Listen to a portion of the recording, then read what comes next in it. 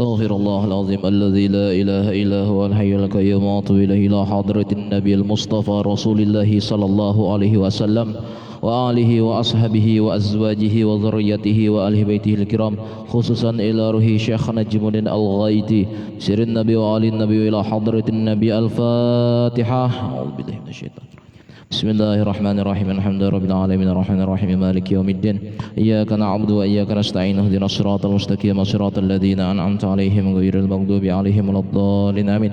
بسم الله الرحمن الرحيم الحمد لله رب العالمين اللهم صل وسلم على سيدنا محمد النبي الأمين وعلى آله وصحبه أجمعين.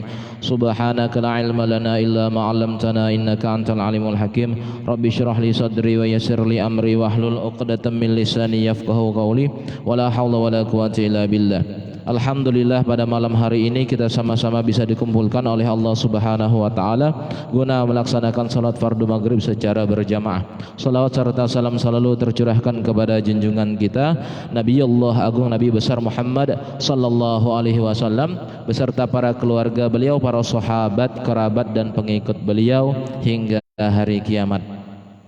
Masuklah kita pada pertemuan yang terakhir ya. Ini pertemuan yang terakhir di mana insyaallah malam ini adalah malam terakhir kita melakukan kajian yang terkait dengan pengajian rutin di malam Ahad. Nah, insyaallah kita akan libur kurang lebih selama 2 bulan. Nah, 2 bulan, jadi mulai dari setelah nisfu, kemudian masuk bulan Ramadan, kemudian nanti di bulan Syawal pertengahan. Nah, di bulan Syawal pertengahan insyaallah kita akan melanjutkan lagi materi kita. Nah, kemudian di bulan suci Ramadan kita akan membahas pada subuh harinya pembahasan mengenai masalah ilmu tauhid atau sifat 20. Nah, sifat 20. Nah, memang biasanya pada umumnya bapak-bapak, ibu-ibu mungkin pernah belajar sebelum-sebelumnya, pernah diajarkan oleh almarhum Ustadz Syukran atau almarhum Kiai Haji Abdul Wahab Sya'rani ya. Nah, dulu pernah mengajar di sini juga. Nah, insyaallah kita akan mengulang lagi dengan pembahasan-pembahasan yang mungkin sama saja tapi untuk menguatkan keilmuan kita supaya kita lebih memahami terhadap ilmu tauhid. Kemarin kita sudah membahas tentang apa-apa saja yang dilakukan oleh Nabi sallallahu alaihi wasallam sampai ke Sidratul Muntaha.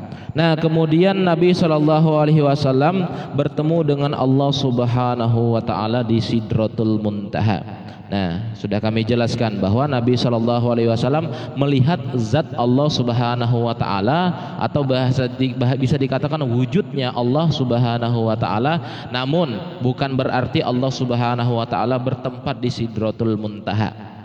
Nabi sallallahu alaihi wasallam hanya melihat Allah tapi bukan berarti Allah berada di Sidratul Muntaha. Nah, itu karena Allah Subhanahu wa taala tidak bertempat dan tidak berhajat kepada tempat. Nah, apabila misalkan Allah Subhanahu wa taala berhajat kepada tempat, berarti lebih besar tempat daripada Allah. Nah, itu lagi berbeda dengan tauhid kita bahwa Allah itu maha besar dan maha segala-galanya. Kemudian Allah Subhanahu wa taala berkata kepada Nabi sallallahu alaihi wasallam, "Sungguh telah aku jadikan engkau ya Muhammad sebagai kekasihku." Nah, ini kata Allah Subhanahu wa taala kepada Nabi Muhammad sallallahu alaihi wasallam. Maka di sini dijelaskan oleh para perawi, ucapan Allah Subhanahu wa taala tersebut sebenarnya telah ditulis di dalam kitab Taurat, atau kitab Talmud ya. Kalau bahasa dulunya itu disebut dengan kitab Talmud. Sekarang menjadi Taurat namanya, atau kok bisa dikatakan kalau orang-orang dulu menyatakannya juga perjanjian lama. Kalau perjanjian baru itu kan Injil kan. Nah, di dalam Taurat sudah dijelaskan bahwa baginda Nabi sallallahu alaihi wasallam, Nabi Muhammad sallallahu alaihi wasallam adalah kekasih Allah dan Allah pun telah mengutusnya untuk seluruh umat manusia. Nah, artinya Nabi Muhammad sallallahu alaihi wasallam diutus untuk seluruh umat manusia, bukan cuma untuk umat Islam saja.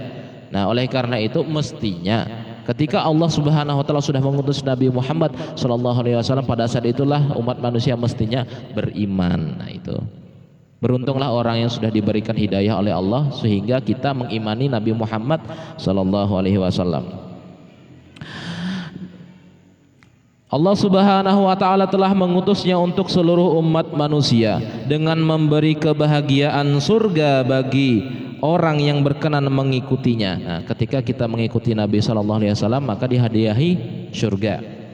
Dan mengancam dengan neraka bagi orang yang mendurhakainya. Nah, orang yang mendurhakai Nabi Muhammad sallallahu alaihi wasallam apa ancamannya? Masuk ke dalam api neraka. Nah, contohnya lagi, ini contoh kecilnya saja. Ketika ada orang yang mereka itu tuh menghina Nabi Muhammad sallallahu alaihi wasallam, maka dia ini muslim lagi. Muslim menghina Nabi Muhammad sallallahu alaihi wasallam. Apakah layak orang tersebut bersama dengan Nabi sallallahu alaihi wasallam masuk surga? Secara akal aja enggak mungkin. Dia sudah menghina Nabi Muhammad. Apalagi Nabi Muhammad sallallahu alaihi wasallam dijadikan bahan ejek-ejekan. Banyak sudah sekarang kami melihat itu Pak di media sosial itu tuh, di Facebook, kemudian di Instagram dan lain sebagainya. Orangnya ini Islam tapi menghina Nabi Muhammad sallallahu alaihi wasallam. Padahal kalau misalkan dikatakan apakah dia tidak kenal dengan Nabi Muhammad? Kenal, tapi mungkin ada kebencian di dalam hatinya kepada Nabi Muhammad sallallahu alaihi wasallam. Nauzubillah. Mudah-mudahan kita dihindarkan dari orang-orang yang seperti demikian. Kemudian, dan Allah Subhanahu wa taala telah membuka serta melapangkan dada juga hati Muhammad sallallahu alaihi wasallam, mengampuni seluruh dosanya, dan Allah telah mengangkatkan derajatnya hingga tidak akan disebut nama Allah kecuali bersamaan dengan nama Nabi Muhammad. Nah, artinya apa? Ketika kita berdoa, ini salah satunya. Ketika kita berdoa, namun kita tidak mengucapkan sholawat, maka doa kita tertolak. Itu mutlak, Pak. Kita berdoa tapi tidak mengucapkan sholawat, maka doa kita itu akan tertolak. Di satu riwayat doa kita itu akan mengambang di antara langit dan bumi. Kita ada hajat, ya Allah aku ingin ini, tanpa mengucapkan wassallallahu ala sayyidina Muhammad atau tidak ada sholawat sama sekali di dalam doa kita, tidak akan dikabulkan.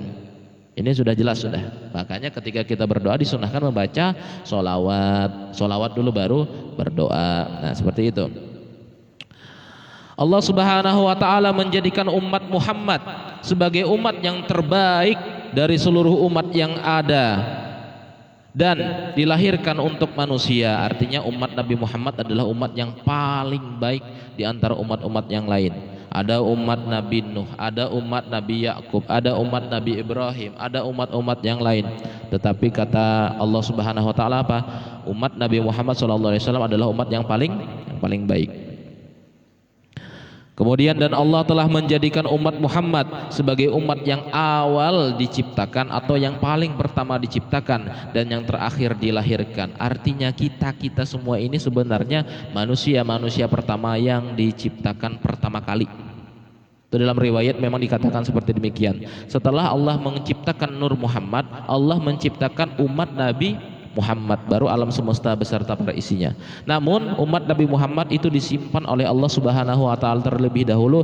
Nanti ketika hari kiamat atau mendekati hari kiamat, kayak kita ini kan disebut dengan umat akhir zaman, baru dilahirkan, baru dikeluarkan. Nah, itulah salah satu hikmahnya apa? Ketika kita menjadi umat yang terakhir, kita tidak lama menunggu datangnya hari kiamat. Kita tidak lama menunggu datangnya hari kiamat. Ketika kita misalkan anggap seperti umat siapa yang terlama menunggu hari kiamat, yaitu umat Nabi Idris, umat Nabi Adam, Nabi Idris, Nabi Nuh, Nabi Hud, itu paling lama menunggu hari kiamat.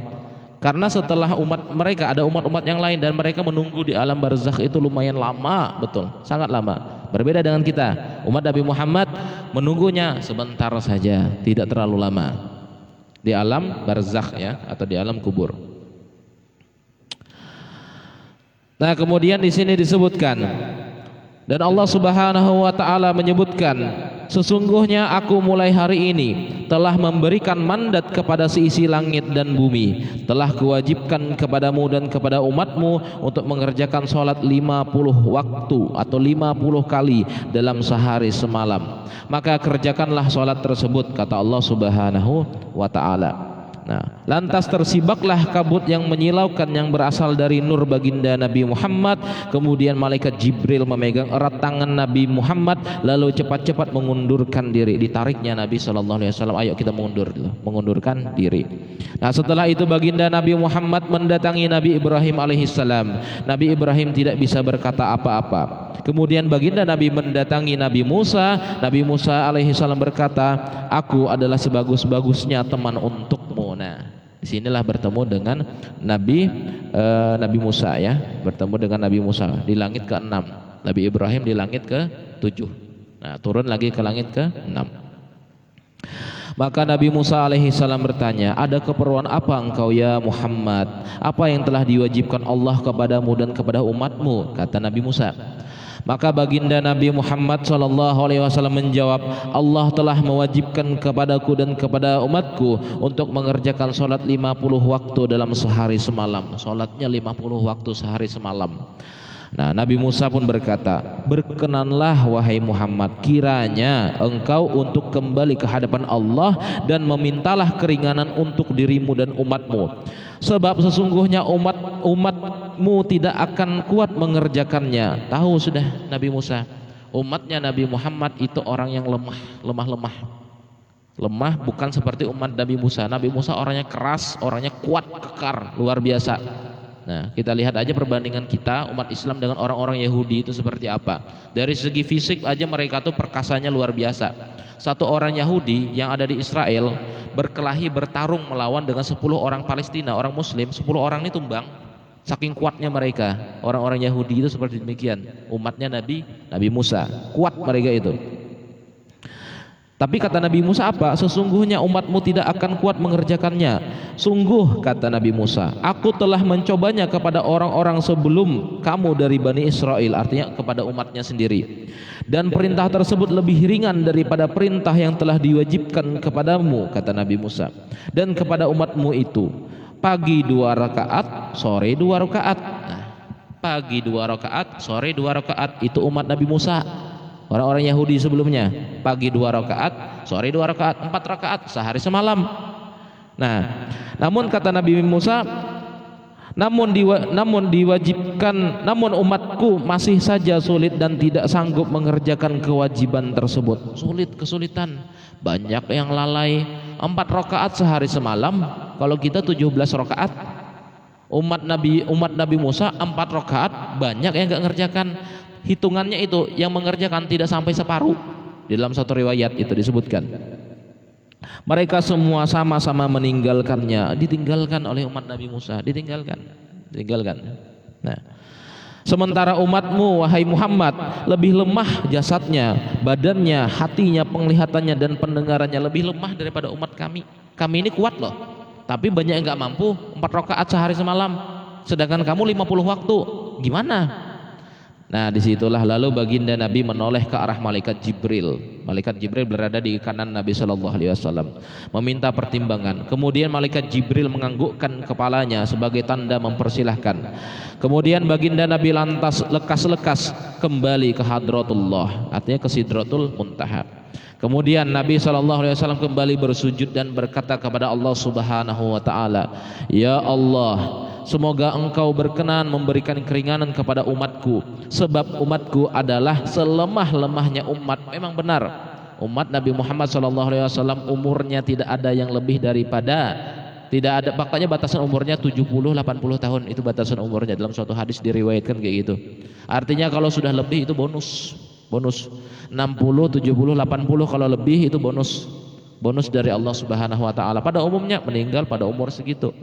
Lain ceritanya kalau umat-umat Nabi yang lain. Pokoknya umat-umat Nabi yang lain bisa sampai 1000, ada sampai 150, itu paling muda, ada 500 tahun, itu umat-umat terdahulu.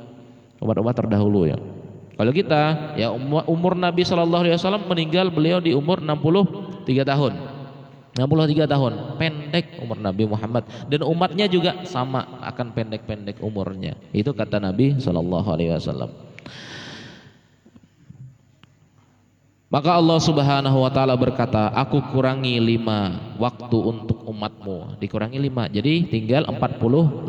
Nah, lantas tersingkaplah kabut mendung tersebut. Maka baginda Nabi kembali datang menghadap Nabi Musa dan berkata, Allah telah mengurangi 5 untukku, 5 waktu untukku.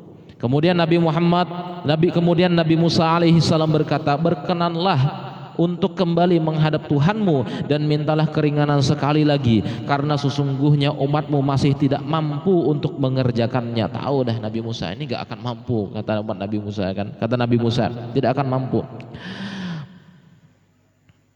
Selanjutnya baginda Nabi Muhammad SAW bolak-balik dengan tiada henti di antara Nabi Musa alaihi salam dan Allah Subhanahu wa taala, bolak-balik terus.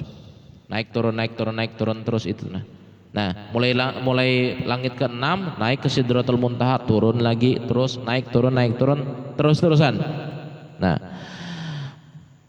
Allah Subhanahu wa taala memberikan keringanan 5 dikurangi 5 terus kepada baginda Nabi Muhammad sallallahu alaihi wasallam hingga salat 50 waktu tersebut hanya tinggal 5 waktu saja. Allah pun berkata kepada baginda Nabi Muhammad sallallahu alaihi wasallam, "Ya Muhammad." Kemudian kata Nabi sallallahu alaihi wasallam, "Aku sambut panggilanmu ya Allah." Kemudian Allah Subhanahu wa taala berkata, salat itu kerjakanlah dalam waktu sehari semalam. Adapun pahalanya setiap satu kali salat adalah 10 kali lipat. Jadi 50 kali salat itu sama halnya dengan pahala 50 kali salat. Itu ganjaran pahalanya sama kata Allah Subhanahu wa taala. Berbeda dengan umat Nabi Musa ya. Kalau umat Nabi Musa mengerjakan salat satu waktu, pahalanya 1. Makanya kenapa umat yang terdahulu itu umurnya panjang-panjang, mereka diberikan kesempatan oleh Allah untuk banyak beramalan. Umurnya panjang ya banyak ya amalan. Kalau kita umur kita pendek tapi amalan kita berlipat-lipat. Apalagi malam nisfu Sya'ban besok. Malam nisfu Sya'ban, makanya ada salah satu amalan membaca la ilaha illa anta subhanaka inni kuntu minaz zalimin 2375 kali, atau untuk lebih mudah mengingatnya membacanya sebanyak 2400 kali dikurangi selawi. Nah dah 2400 kurangi selawi sudah. Nah 2375 atau 2400 kurangi selawi. Nah dibaca besok munkawa habis kita sholat isya, berniat dulu kan, kemudian baca itu semampunya mun bisa alhamdulillah. Karena menurut salah satu siapa nama beliau berupa, kalau tidak salah Muhammad bin Ali Al-Qudsi, beliau mengatakan barang siapa yang mengamalkan amalan membaca la ilaha illa anta subhanaka inni kuntu minaz zalimin sebanyak 2400 dikurangi selawi tersebut, maka dia akan dihindarkan dari bala, bencana, musibah, penyakit, virus dan lain sebagainya selama 1 tahun penuh, mulai dari malam itu sampai ke malam nisfu yang berikutnya.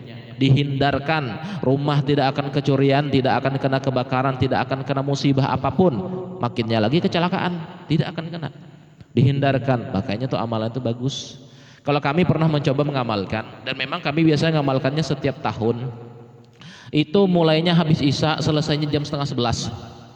Nah, makanya biasanya kalau membaca itu tuh bisa nggak bacanya tuh misalkan sambil melakukan aktivitas, misalkan boleh saja pakai tasbih yang beketek itu, tasbih haji kata orang kan, atau tasbih digital bisa, sambil misalkan kita sambil mau minum, tapi biasanya diawali dulu, awalnya kita menghadap kiblat, kemudian baca mungkin sampai 100 baru kita sambil melakukan apakah, misalkan mau sambil ke pasar misalkan, pernah kami coba kayak gitu, kami sambil keliling pondok itu sambil bacaan bertasbih kan, kemudian sambil baring-baring bebacaan, nggak apa-apa, tidak masalah. Tapi diawalinya sebelumnya pertama kali membacanya menghadap kiblat 100 kali. Kalau tidak ada kegiatan 100 kali dulu, baru silahkan sambil-sambilan, tidak apa-apa.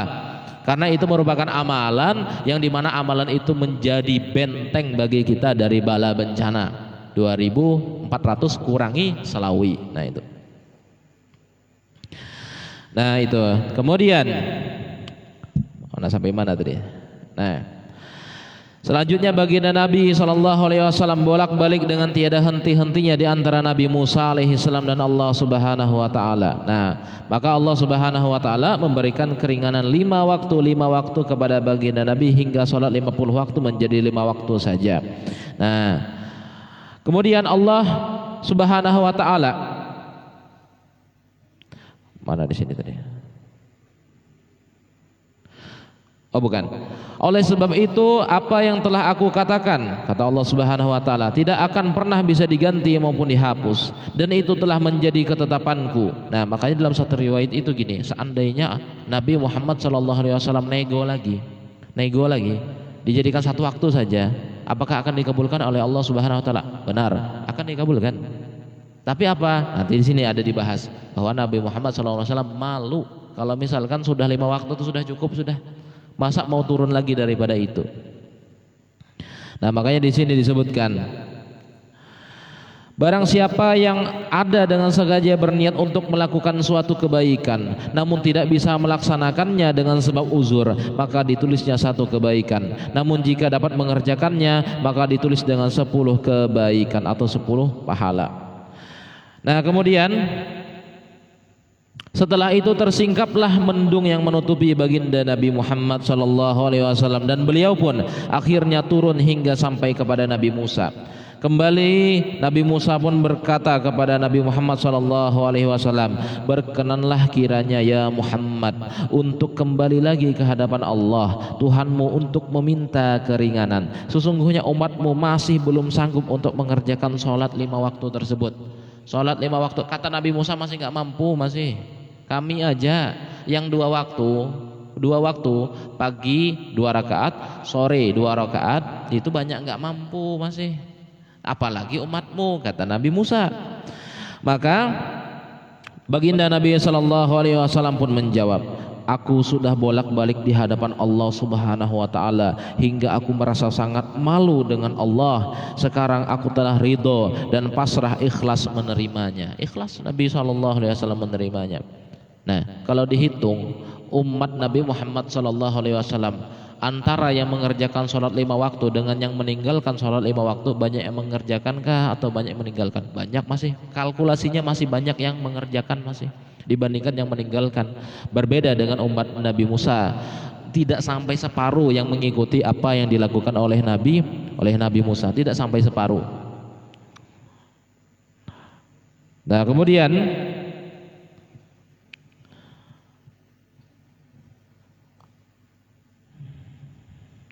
tidak lama kemudian terdengarlah seruan, sungguh aku telah mewajibkan akan sebuah kewajiban dan telah memberikan suatu keringanan kepada hambaku. Setelah mendengar seruan itu, maka Nabi Musa berkata, silahkan, aku mempersilahkan kamu wahai Muhammad untuk turun sambil menyebut nama Allah Subhanahu wa ta'ala. Nah, ini artinya sudah tidak nego lagi. Tapi ada di riwayat yang lain diceritakan kenapa Nabi Musa itu ingin lagi Nabi Muhammad SAW bertemu dengan Allah lagi. Karena setiap Nabi Muhammad SAW menghadap Allah, bertemu dengan Allah Subhanahu wa taala, bekas cahaya bertemu dengan Allah Subhanahu wa taala itu dinikmati oleh Nabi Musa. Nabi Musa tidak pernah melihat zat Allah Subhanahu wa taala. Beliau disebut dengan Musa kalimullah atau Musa yang selalu berkata-kata dengan Allah, berbicara dengan Allah. Bahasa Banjarnya itu bepandir dengan Allah Subhanahu wa taala, namun tidak pernah melihat Allah Subhanahu wa taala.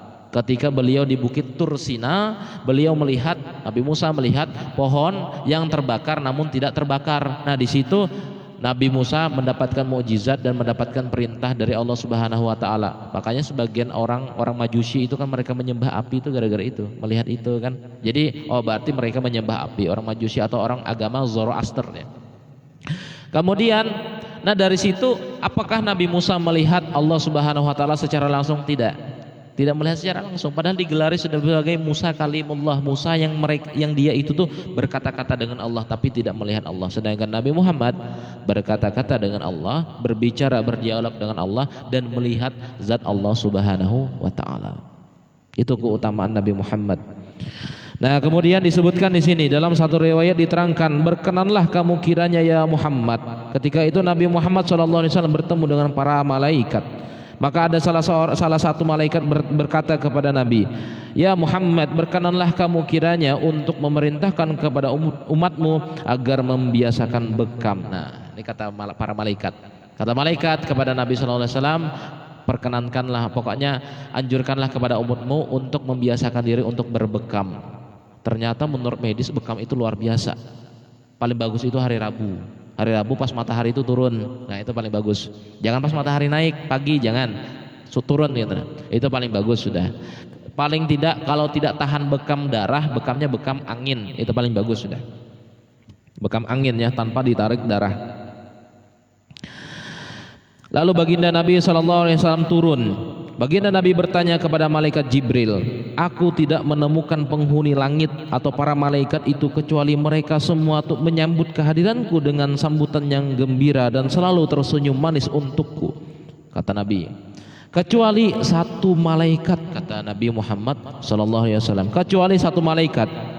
Aku mengucapkan salam kepadanya, dia juga menjawab salamku dan menyambut aku dengan penuh kebahagiaan. Dia juga mendoakanku, namun tidak menunjukkan raut wajah yang menggembirakan kepadaku, hanya sedikit saja tersenyumnya.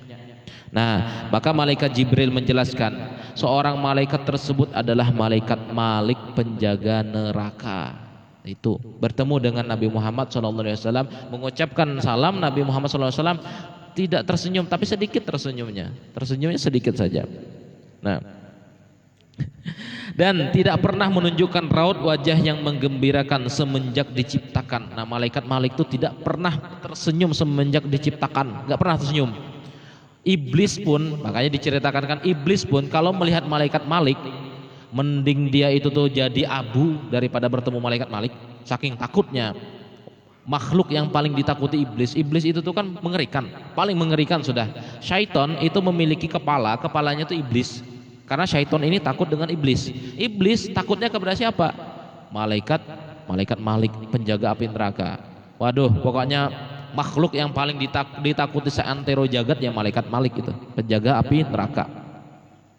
Seumpama malaikat Malik ingin menunjukkan raut wajah yang menggembirakan kepada orang lain, tentu saja hanya kepadamu ya Rasulullah. Nah, kata malaikat Jibril, dia tersenyum itu cuma kepadamu, yang lain tidak pernah tersenyum. Bahkan para malaikat pun bertemu dengan sesama malaikat. Malaikat Jibril selaku pimpinan dan kepala para malaikat bertemu dengan malaikat Malik tidak pernah tersenyum.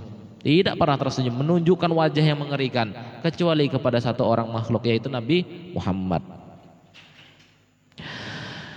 Nah, kemudian setelah itu maka Nabi Muhammad sallallahu alaihi wasallam pun turun mengendarai burak sampai kembali ke Masjidil Haram. Nah, kemudian disitulah Nabi sallallahu alaihi wasallam mengajak kepada para umatnya untuk mengerjakan sholat 5 waktu. Wallahu subhanahu wa ta'ala a'lam. Nah, ini habis sudah kita pembahasan mengenai kitab Ad-Dardir yang menceritakan perjalanan baginda Nabi. Bisa dilihat hampir sebulan ya. Sebulan lebih ya, lebih sebulan. Sekitar 6 pertemuan menghabiskan tentang hal-hal yang berkaitan dengan masalah cerita perjalanan Nabi Muhammad SAW ketika Isra dan Mi'raj. Sebelum kami akhiri, kami akan membacakan amalan-amalan apa saja yang insya Allah akan kita amalkan besok ya. Insya Allah besok. Mudah-mudahan kita panjang umur, dimudahkan langkah dan gak hujan. Biasanya banyak yang hadir itu biasanya banyak. Yang pertama kita membaca Yasin 3 kali ya. Tapi biasanya yang pertama sebenarnya begini. Kalau di Kalimantan Selatan, sholat tasbih itu diamalkan ba'da isya. Nah, habis sholat maghrib itu kita melaksanakan sholat sunat taubat dan sholat sunat hajat. Sholat sunat taubat dan sholat sunat hajat, kemudian baru baca Yasin. Tapi kalau misalkan kita ngamalkan itu habis isya, orang pulangan. Nah, makanya kita di sini mengamalkan apa? Kita mengamalkan cukup sholat tasbihnya ba'da maghrib. Nanti untuk sholat sunat taubat dan sholat hajat sendiri-sendiri saja, karena mudah aja, nggak terlalu lama. Jadi nggak perlu dibimbing, nggak apa-apa. Yang pertama kita melaksanakan sholat sunat tasbih ya, insya Allah. Nah, sholat sunat tasbih itu 2 kali dengan jangka waktu yang lama. Makanya besok kita wirid pendek. Jadi setelah salam, assalamualaikum warahmatullah, assalamualaikum warahmatullah, Allahumma antas salam wa minkas salam, langsung saja cepat aja kita wiridnya. Baca doanya singkat, habis baca doanya singkat langsung nanti pengarahan berkaitan dengan masalah membaca Yasin 3 kali. Salat sunat ba'diyah, kemudian langsung baca Yasin. Nah, niat yang pertama minta panjangkan umur dalam ibadah. Artinya niatkan hati itu tuh selama pokoknya sepanjang masa kita tuh ingin beribadah terus. Ketika dimatikan oleh Allah, kita mati dalam keadaan beribadah atau berniat dalam keadaan ibadah. Kemudian yang kedua, mohon rezeki dan jauhkan daripada bala bencana. Itu niat yang kedua, baca Yasin yang kedua. Nanti besok insya Allah akan diarahkan juga. Kemudian yang ketiga apa? Istiqomah iman dan husnul khotimah. Nah, itu niat yang ketiga. Kemudian setelah itu kita melaksanakan sholat isya. Nah, setelah sholat isya baru kita insya Allah besok tuh meniatkan puasa. Jadi habis ba'da isya insyaallah selesai berdoa habis sholat isya kita niat, nanti akan kami pandu. Nah jadi niatnya nawaitu sauma min syahri sya'ban sunnatan lillahi ta'ala. Nah niatnya dalam hati, sengaja aku berpuasa daripada puasa sunat bulan Sya'ban karena Allah Ta'ala. Nanti besok insyaallah akan diniatkan sama-sama nanti, jadi ikuti aja dalam hati dan dilafazkan juga. Nah kemudian itu tadi kita ada isanya nanti di rumah masing-masing saja. Sholat sunat taubat dan sholat sunat hajat. Nah, karena malam nisfu itu adalah malam di mana pintu langit itu terbuka dan doa tidak ada ditolak pada malam itu. Apa aja hajatnya itu insya Allah dikabulkan. Nah makanya pada malam itulah malam di mana kita banyak-banyak beramalan biasanya. Kemudian membaca tasbih Nabi Yunus yang tadi ya 2400 dikurangi selawi. Nah kemudian besok usahakan waktu maghribnya itu tuh membawa air ya, bawa air putih. Nah air putih itu fungsinya untuk apa? Nah salah satu riwayat disebutkan apabila kita melakukan amalan malam nisfu Sya'ban itu kan kita membaca Yasin 3 kali. Nah ada air putih, baik itu kalau misalkan bisa botolnya botol besar atau dibawa ceret kah nggak apa-apa. Jadi nanti waktu kita mungkin bisa juga ditaruh di depan, biasanya ditaruh di depan kan, atau di depan masing-masing bisa dibuka, tutupnya tuh dibuka. Karena barokahnya itu luar biasa. Jadi setelah baca Yasin 3 kali itu kan air Yasin kan, orang menganggapnya tuh air Yasin. Airnya itu nantinya itu kalau kita sudah sampai di rumah sebagian diminumkan ke keluarga semuanya. Kemudian apa? Disemprotkan, misalkan ada sisanya kan kita tuangkan, semprotkan sekeliling rumah atau pojok-pojok rumah, pojok dari dalam itu. Nah, dihindarkan daripada sihir. Kadang kita nggak tahu namanya sihir menimpa orang dan lain sebagainya, kan dihindarkan daripada sihir. Kemudian kalau misalkan bapak ibu ada mobil atau motor kan disiramkan ke sana kayak gitu. Nah, mudah-mudahan terhindar dari bala. Nah gitu. Terhindar dari bala. Makanya biasanya waktu kami ngikut amalan ini di sekumpul ada orang yang membawa, dia tuh dengan 3 orang anaknya membawa pakai galon. Jadi 1 galon itu tuh jadi 3 galon dibawanya. Taruhnya tuh di depannya aja. Kan sholat itu kan diampar di depan apa ya di jalanan aja kan, sampai ke jalanan orang kan dibukanya galonnya itu tuh gitu. Niatkan hati, dengan niatan hati itu tidak lain tidak bukan untuk mengharap berkah daripada air Yasin tersebut. Nah makanya kita semua insya Allah sediakan aja air, terserah mau buat seceret besar kah terserah, mau galon juga nggak apa-apa, dibuka galonnya ditaruh di depan kan nggak apa-apa. Nah biasanya ada yang sampai bawa galon biasanya tuh. Paling bagus juga misalkan bisa ya pakai air lah, air yang air besar itu, nah air besar, tapi dinamai ya, dinamai airnya, nanti itu tukar-tukar lain lagi ceritanya. Dinamai ini botolnya siapa, taruh aja di depan, insya Allah itu barokahnya luar biasa. Misalkan bisa kalau nggak mau bawa air galon, paling tidak airnya itu nanti dicampurkan dengan air galon, jadi bisa diminum oleh keluarga. Nah itu tidak lain tidak bukan kita mengharapkan berkah ya, berkahnya. Nah insya Allah ya besok ya. Jadi kita mulai dari sebelum maghrib itu Pak, sebelum maghrib itu sekitar jam 6:05 kita sudah membaca qasidah. Ada qasidah khusus dibaca malam, biasanya sebenarnya setiap sebelum maghrib. Ya Hannan ya Mannan dengan ya Tawabtu alaina. Kemudian syair sholawat Ibnu Abbas, Allahumma ya da'imal fadli alal bariyah itu. Habis itu azan, nah kemudian lanjut terus itu amalan tuh. Insya Allah mudah-mudahan suara kami nggak habis biasanya itu. Soalnya banyak betul yang dibaca amalan malam nisfu Sya'ban. Insya Allah di minggu yang akan di besok hari ya insya Allah. Dan kita akan bertemu lagi pengajian malam rutin, pengajian rutin malam Ahad di 2 bulan lagi dari sekarang. Astaghfirullah bila hadratin Nabi Mustafa Rasulullah sallallahu alaihi wasallam wa ala alihi washabihi kiram. Syai'lillahi lahumul Fatihah. A'udzubillahi minasyaitonir rajim. Bismillahirrahmanirrahim. Alhamdulillahirabbil alamin arrahmanirrahim maliki yaumiddin.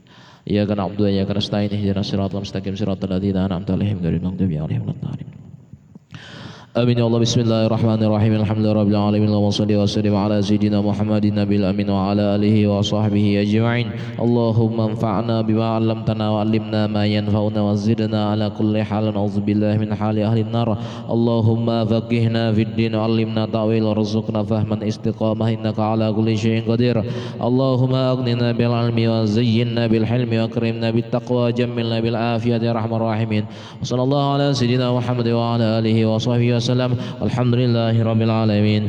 فيا أيها الراجون منه شفاعة صلوا عليه وسلموا تسليما. اللهم صل وسلم وبارك عليه وعلى آله